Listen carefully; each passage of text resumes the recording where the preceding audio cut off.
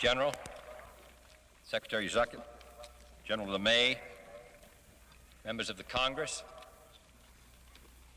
Mr. Fraser, fellow graduates, I want to express my appreciation for this becoming an instant graduate of this academy, and consider it a high honor. Mr. Salinger, the press secretary of the White House, received the following letter several days ago. The White House, 1600 Pennsylvania Avenue, Washington, D.C. Dear Sir, would you desire to become an honorary member of the Air Force Cadet Wing? For granting one small favor, your name, Mr. Salinger, shall become more hallowed and revered than the combined memories of Generals Mitchell, Arnold, and Doolittle. My humble desire is that you convey a request from the Cadet Wing to the President. Sir, there are countless numbers of our group who are oppressed by Class 3 punishments, the bane of cadets everywhere. The President is our only hope for salvation. By granting amnesty to our oppressed brethren, he and you could end our anguish and depression. Please, sir, help us return to the ranks of the living so that we may work for the new frontier with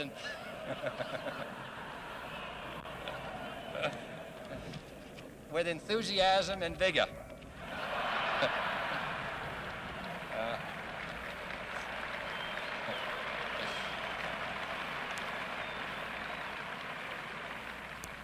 It's signed sincerely, Cadet Marvin B. Hopkins, who's obviously going to be a future general.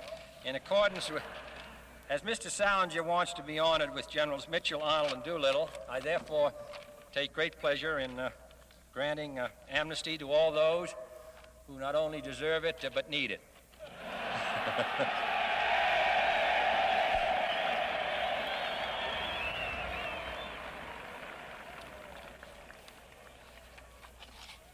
It is customary for speakers on these occasions to say in graduating addresses that commencement signifies a beginning instead of an end. Yet this thought applies with particular force to those of you who are graduating from our nation's service academies today. For today you receive not only your degrees, but also your commission. And tomorrow you join with all those in the military service, in the foreign service, the civil service, and elsewhere, and 1 million of them serve outside our frontiers who have chosen to serve the great republic at a turning point in our history. You will have an opportunity to help make that history, an opportunity for a service career more varied and demanding than any that has been opened to any officer corps in the history of any country. There are some who might be skeptical of that assertion. They claim that the future of the Air Force is mortgaged to an obsolete weapons system, the manned aircraft, or that Air Force officers of the future will be nothing more than silent silo sitters. But nothing could be further from the truth. It is this very unrush of technology which demands an expanding role for the nation's Air Force and Air Force officers, and which guarantees that an Air Force career in the next 40 years will be even more changing and more challenging than the careers of the last 40 years. For some of you will travel where no man has ever traveled before. Some of you will fly the fastest planes that have ever been built, reach the highest altitude that man has ever gone to, and lift the heaviest payloads of any aviator in history. Some of you will hold in your hands the most awesome destructive power which any nation or any man has conceived. Some of you will work with the leaders of new nations, which were not even nations a few years ago. Some of you will support guerrilla and counter-guerrilla operations that combine the newest techniques of warfare with the oldest techniques of the jungle. And some of you will help develop new planes that spread their wings in flight, detect other planes at an unheard of distance, deliver new weapons with unprecedented accuracy, and survey the ground from incredible heights as a testament to our strong faith in the future of air power and the manned airplane. I'm announcing today that the United States will commit itself to an important new program in civilian aviation.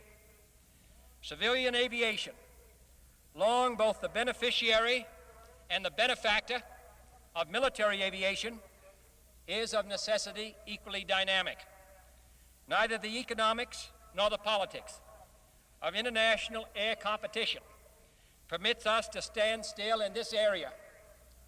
Today, the challenging new frontier in commercial aviation and in military aviation is a frontier already crossed by the military: supersonic flight. Leading members of the administration, under the chairmanship of the Vice President, have been considering carefully the role to be played by the national government in determining the economic and technical feasibility of an American commercial supersonic aircraft and in the development of such an aircraft if it be feasible. Having reviewed their recommendations, it is my judgment that this government should immediately commence a new program in partnership with private industry to develop at the earliest practical date the prototype of a commercially successful supersonic transport superior to that being built in any other country of the world. An open preliminary design competition will be initiated immediately among American airframe and power plant manufacturers, with a more detailed design phase to follow. If these initial phases do not produce an aircraft capable of transporting people and goods safely, swiftly, and at prices the traveler can afford and the airlines find profitable, we shall not go further. But if we can build the best operational plane of this type, and I believe we can, then the Congress and the country should be prepared to invest the funds and effort necessary to maintain this nation's lead in long-range aircraft, a lead we have held since the end of the Second World War, a lead we should make every responsible effort to maintain. Spurred by competition from across the Atlantic and by the productivity of our own companies, the federal government must pledge funds to supplement the risk capital to be contributed by private companies. It must then rely heavily on the flexibility and ingenuity of private enterprise to make the detailed decisions and to introduce successfully this new jet-age transport into worldwide service. And we are talking about a plane in the end of the 60s that will move ahead at a speed faster than Mach 2 to all corners of the globe. This commitment, I believe, is essential to a strong and forward-looking nation and indicates the future of the manned aircraft as we move into a missile age as well. The fact that the greatest value of all of the weapons of massive retaliation lies in their ability to deter war does not diminish their importance.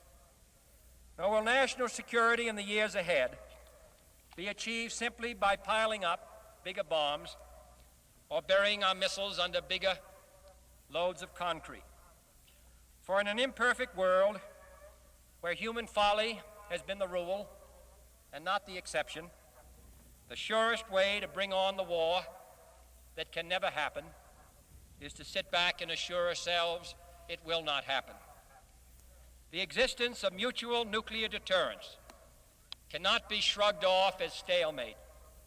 For our national security, in a period of rapid change, will depend on constant reappraisal of our present doctrines, on alertness to new developments, on imagination and resourcefulness and new ideas. Stalemate is a static term, and no one of you would be here today if you believed you were entering an outmoded service requiring only custodial duties in a period of nuclear stalemate.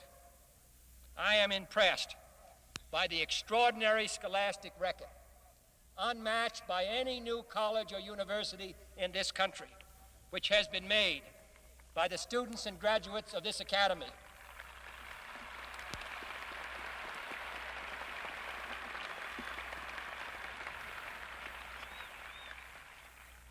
Four Rhodes Scholarships last year, 2 this year, and other selected scholarships.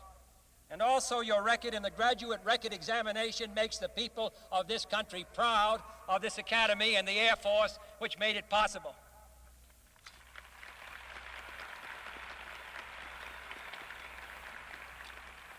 This country is proud of the fact that more than 1 out of 5 of your all-military faculty has a doctor's degree, and all the rest have master's degrees. This is what we need for leadership in our military services. For the Air Force officer of today and tomorrow requires the broadest kind of scholarship to understand a most complex and changing world. He requires understanding and learning unmatched in the days before World War II. Any graduate of this academy who serves in our armed forces will need to know economics and history and international affairs and languages. You will need an appreciation of other societies and an understanding of our own nation's purposes and policy. General Norstad's leadership in NATO, General Smart's outstanding tour of duty as the senior military representative in Japan are examples of Air Force officers who use their broad talents for the benefit of our country. Many of you will have similar opportunities to represent this country in negotiations with our adversaries as well as our friends, working with international organizations, working in every way in the 100 free countries around the globe to help them maintain their freedom. Your major responsibilities in the final analysis will relate to military command. Some of you may be members of the Joint Chiefs of Staff and participate as advisors to that president who holds office. Last October's crisis in the Caribbean aptly demonstrated that military policy and power cannot and must not be separated from political and diplomatic decisions. Whatever the military motives and implications of the reckless attempt to put missiles on the island of Cuba, the political and psychological implications were equally important.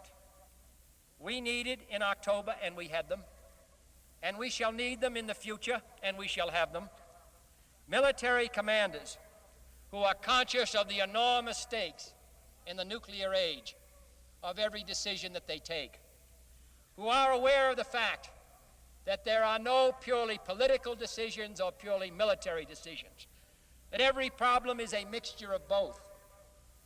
Men who know the difference between vital interests and peripheral interests, who can maneuver military forces with judgment and precision, as well as courage and determination, and who can foresee the effects of military action on political policy. We need men, in short, who can cope with the challenges of a new political struggle, an armed doctrine which uses every weapon in the struggle around the globe. We live in a world, in short, where the principal problems that we face are not susceptible to military solutions alone. The role of our military power, in essence, is, therefore, to free ourselves and our allies to pursue the goals of freedom without the danger of enemy attack. But we do not have a separate military policy and a separate diplomatic policy and a separate disarmament policy and a separate foreign aid policy, all unrelated to each other. They are all bound up together in the policy of the United States. Our goal is a coherent overall national security policy, one that truly serves the best interests of this country and those who depend upon it. It is worth noting that all of the decisions which we now face today will come in increased numbers in the months and years ahead. I want to congratulate all of you who have chosen the United States Air Force as a career.